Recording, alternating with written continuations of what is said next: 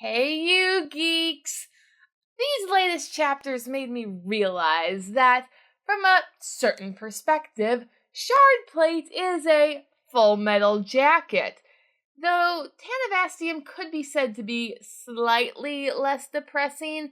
Sanderson can write a scene to give you all the warm, fuzziest emotions ever, and also write a scene that rips your heart out and leaves you with nothing but anguish. Then, everything changed when the Fire Nation attacked. And now, I fear, the beat has dropped. Full spoilers for all tour release content ahead, including the back cover of Wind and Truth, as I give my reactions and theories from chapters 7, 8, 9 of Wind and Truth. The long goodbye. I think I should start insisting that the traditional Minnesotan goodbye, which lasts approximately 3 hours, should rather be called the epic fantasy goodbye, because it's been 4 chapters of Shallan leaving lasting integrity, and now in chapter 7, she actually goes. Yes, forward on the road. Damn it, they don't go.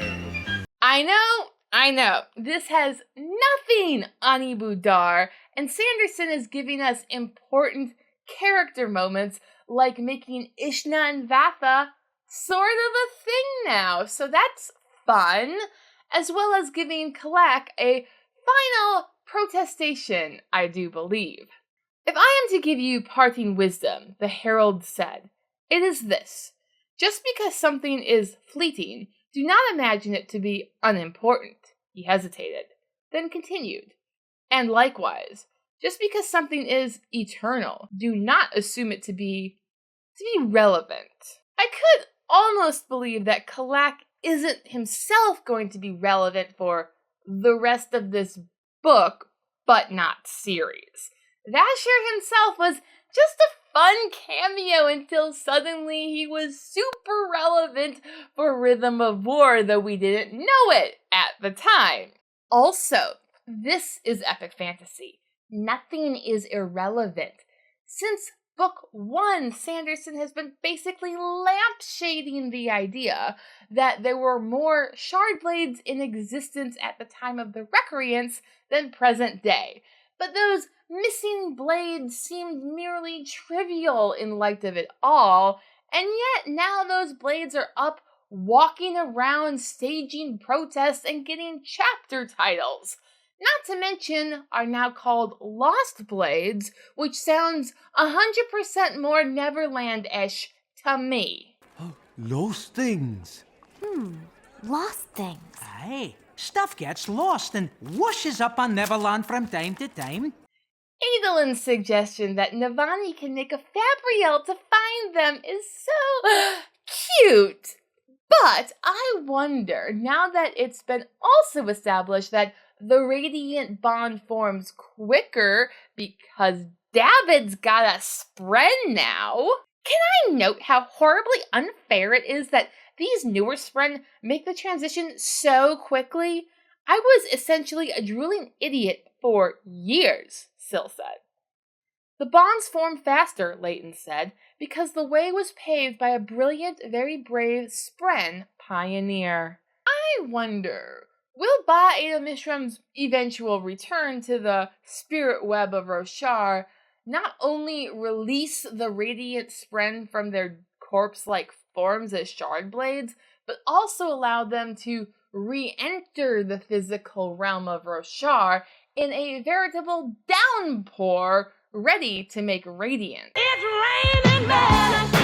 Hallelujah, it's raining men. Of course, they had previously decided to forswear such oaths, but if someone could tell them, probably the wind, that Maya was about to reveal to the world that they chose, then someone could probably also let them know that that choice was, as I assume we will be discovering in this book, based on a lie.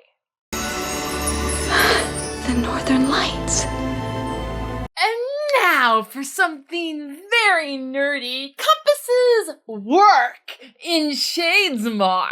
They call it a compass, Drahe said, an old-style device that points the way in Shadesmar. We found a few in the hidden Urithiru storehouses, courtesy of bondsmith Navani and the sibling. This means that Roshar has a working magnetosphere around its planet in the physical realm, and that the magnetic lines actually affect its cognitive aspect in Shadesmar. Well, I'm going to count this as a win and toast myself for one of my early, it's not so much a theory video as an observation that investiture works a lot like how the solar wind strikes up against the magnetosphere of Earth and gives us the Dawn Chorus and the Northern Lights. This, I suppose, also accounts for why a high storm looks the way it does in Shadesmar. Kaladin rode the storm. He rode in a shimmering, rippling surge of colors. Around him, the clouds streamed past at incredible speed, coming alight with those colors, pulsing with them as if to a beat. I love how Sanderson incorporates real scientific principles into his magic systems that somehow make them even more fantastic, as we saw also in these chapters with Kalek explaining to Shallan that no one really knows the difference between a light wave and a particle anyway. Light, yes, light, energy, matter, investiture, they're all variations on a theme, the same essence in different forms. That is especially important for you to understand with your illusions. There were once light weavers who could give some substance briefly to the things they created. Which, of course, provides epic foreshadowing for Shallan's power upgrade these chapters, but we're getting ahead of ourselves. Gee, I wish I was back in the army. While Shallan is fighting for her life, Sanderson gives us a moment for Nightblood to show his true valor. Not that whole killing Race incident last book, that was bad form, but rather his peak condition to break the ice between our two stoic warriors. Will there be snacks? The sword asked. I'm supposed to ask if there will be snacks any time we go somewhere. Who told you that? Zeph asked. Lift! She said it's important. I don't think I can eat snacks. Maybe cut them up though, but if it's important that they be there, I want to know. I'll bring snacks, Kaladin said. Kaladin is of course not entirely stiff and humorless, but he's a soldier. He keeps it regulated, and sometimes it can be a bit strange, like how Sanderson incorporated another aspect of reality that is the weirdness of boot camp, as Scar trains the new recruits to love their spear in a much more humane way than they used to do in the US. This is my rifle. There are many like it, but this one is mine. Oh, Scar, he is gonna make a great Windrunner commander once Sigzil hits the road, and Drahe probably dies. Listen to the wind. After a veritable truckload of information dropped last session, it seems the epigraphs are back to being vague and unhelpful. Again. However, the wind did not think like a person does. This should not surprise anyone who has familiarity with Spren. Her memory was keen, but her interpretation and explanation of that memory could be fanciful. Those days, though, I believe that she was deliberate, concerned, and focused.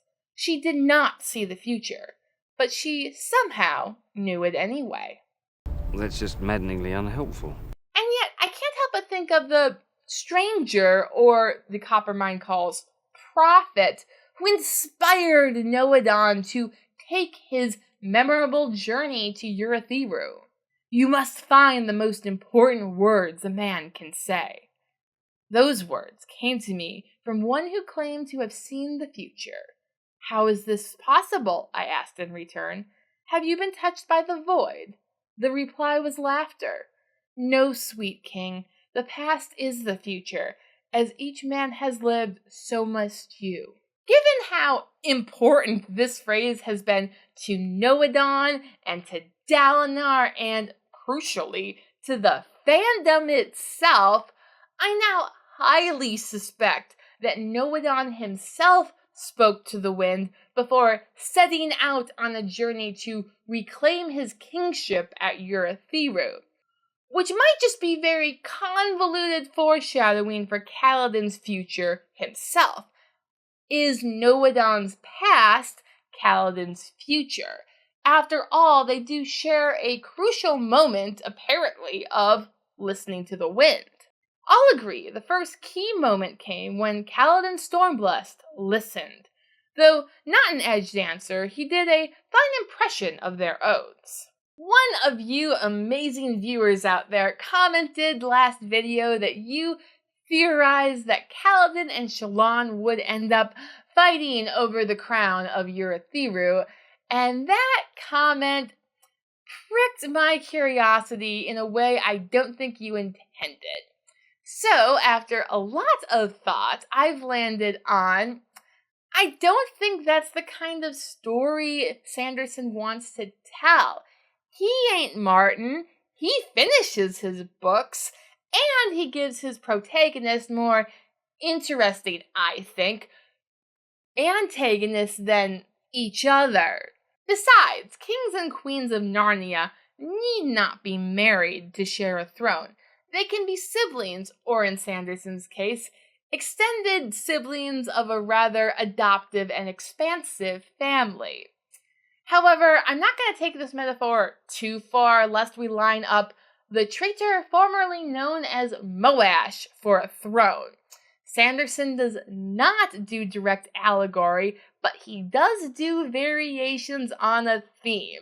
And I was so happy when Kalak said those words. I digress. Please keep your thought-provoking theories coming down in the comments. I love reading them. The confrontation. I feel so strange being relieved that something bad has finally happened.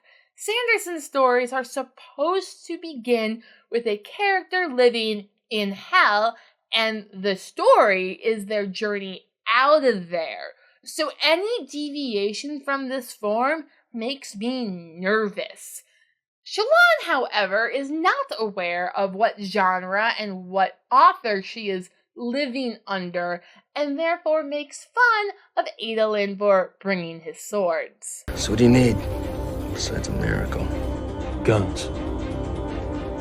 Lots of guns. Unlike Rhythm of War, we did not need to wait for the third act for these Chekhovian armaments to be put to use, as Adolin made excellent use of them once the fuse attacked, and we get a truly insane heavenly one.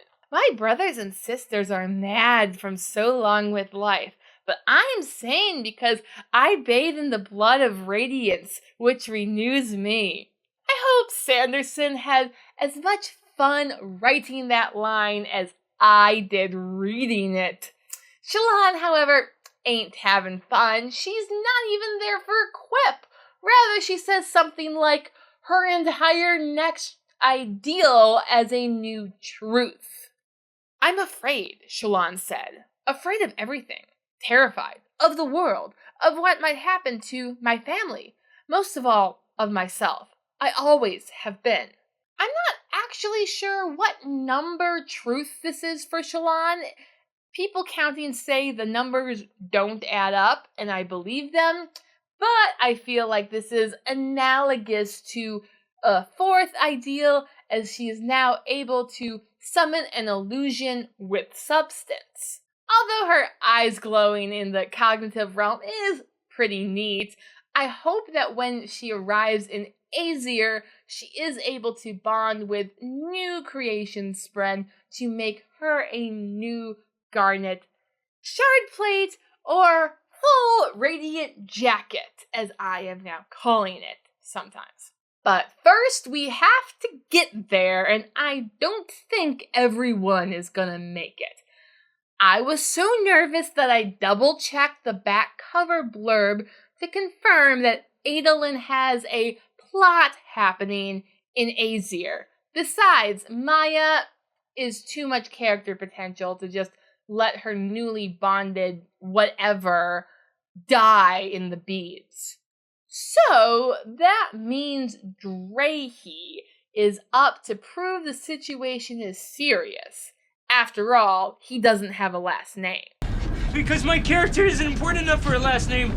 Because I'm gonna die 5 minutes in. With him dead, his squires can't fly, so Shallan can show off her new fourth ideal radiant powers and perhaps conjure a speedboat to get them through the beads and to the Oathgate in time.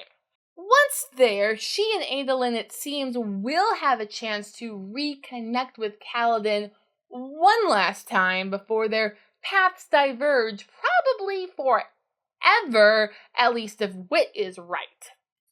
Also, Kaladin will get another moment to really embrace the burden and honor of his fourth ideal in seeing Drahe's death.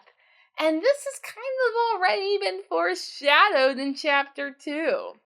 Kaladin imagined it. Fierce battles over unimportant, uninhabited land, but which both sides wanted to hold nonetheless.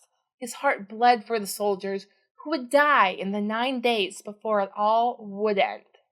It's not like I want Drahe dead, I'm just bracing myself for the absolute waterfall that I fear is coming next week.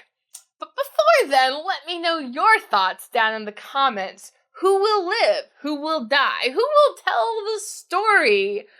Also, like, share, and subscribe if you want to see more. Thanks for watching. Bye!